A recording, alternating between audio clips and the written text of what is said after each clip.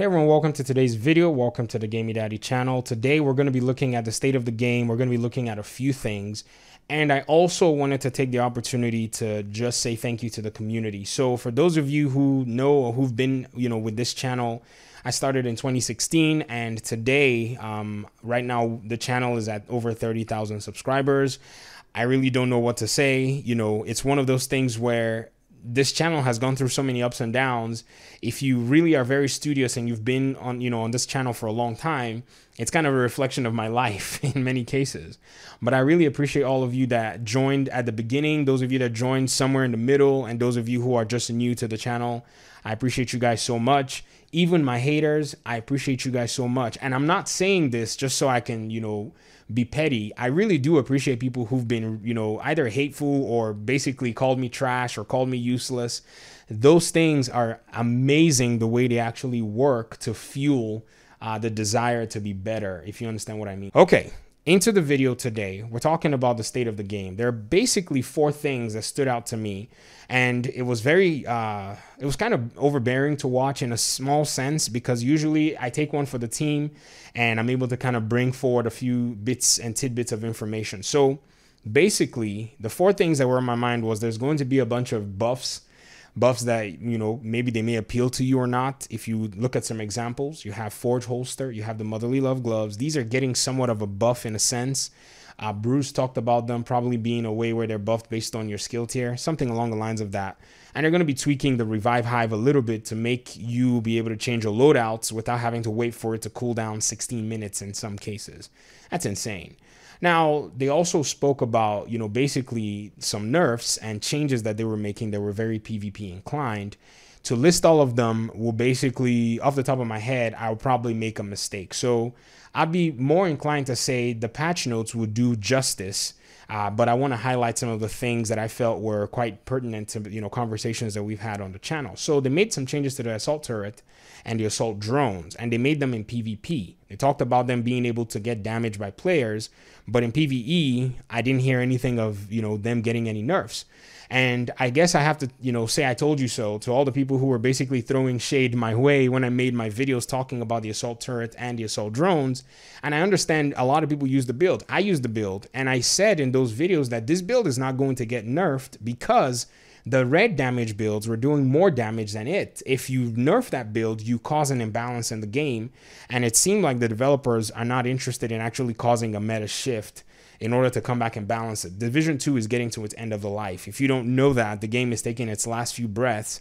The developers themselves have not helped any, but this is kind of the wind down phase of the game. So I've said it before, I don't think it's going to be nerfed because he uses a lot of parameters to be able to actually even get it to work. And it's actually when you use both of them that they're strong. So I hope that's cleared off the table. Now, something really interesting about the state of the game that I was basically waiting for more than anything else, the nerfs and the buffs, they are what they are, was if the development team was going to address, the so-called raid leaks and so-called, whatever it is in the community.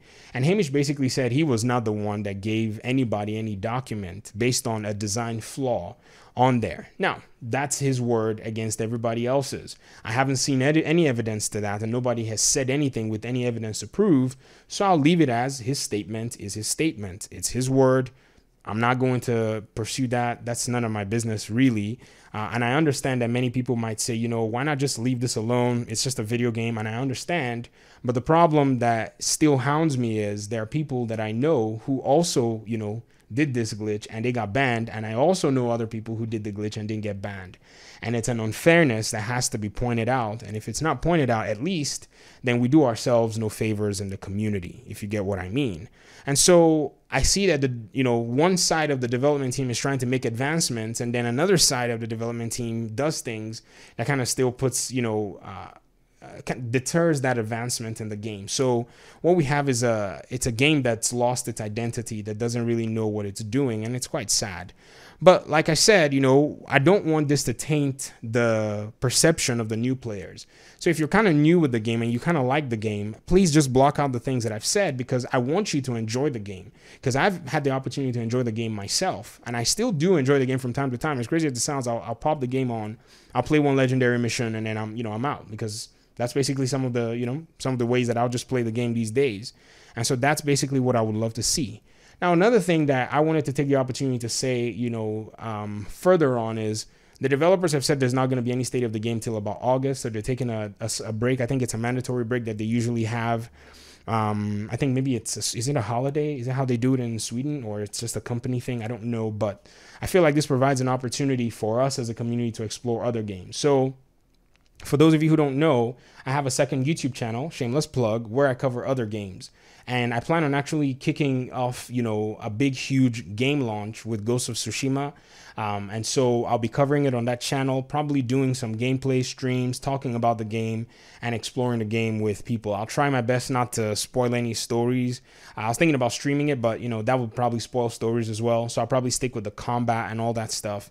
And, you guys have basically supported me even through that journey. If you don't know about it, I'll leave a link in the description below. And this would probably give an opportunity to take a break from the Division 2. So if you're looking for a game to play, maybe you want to check out Ghost of Tsushima before you put any money on it, because yes, it's a $60 price tag in the middle of the summer when there are many other games coming out. So it might not be something you actually, are inclined to buy, but maybe when you see it, you might be more inclined to, want to check it out. So I'll just say I invite you to the channel. Come on in, check out the content, see what's going on. And I'm also anticipating a new Batman game, anticipating the Assassin's Creed game, hopefully anticipating Cyberpunk. Hopefully that doesn't get pushed any further, because it's already been pushed like a freaking chess piece at this point. And I think what's going to happen is once these games, start getting explored a lot more, I feel like people are going to eventually, have to put down the Division and basically move on to other things. But it still kind of saddens me, because there's been a lot of potential, and there is discussion and talks about a skyscraper mode, which is something that I'm actually interested in. Crazy as it sounds, I really enjoyed Resistance from the Division 1. And even though the skyscraper takes on another shape and another form, if it's anything close to what Resistance provided, Resistance was a mode where it was, basically continuous spawning waves of enemy NPCs with directives around that you had to kind of do, and slight challenges that you had to overcome. And then you could open a specific chest that brought, forward a bunch of loot. So depending on the way that loot structure is designed, it might be something that, basically draws some people back to the game. But I'll be happy to check it out, probably maybe a few hours, hopefully play and just kind of see. If it's something that I enjoy doing, then I'll probably be, participating from time to time, jumping in there, matchmaking for runs through it and all that good stuff. So that's basically, today's video. I wanted to just basically give an update on the different aspects. I also wanted to just, take the opportunity to say thank you very much for subscribing, for sticking with the, with the channel. And I guess hopefully we'll see soon. Maybe this week I'll be dropping another video. Who knows? But I guess I'll see you soon. Let me hear what you think in the comment section. That's another thing too. There's been so much that I've spoken about in this video. So let me hear what you think about all of it or some of it. I'll talk to y'all soon.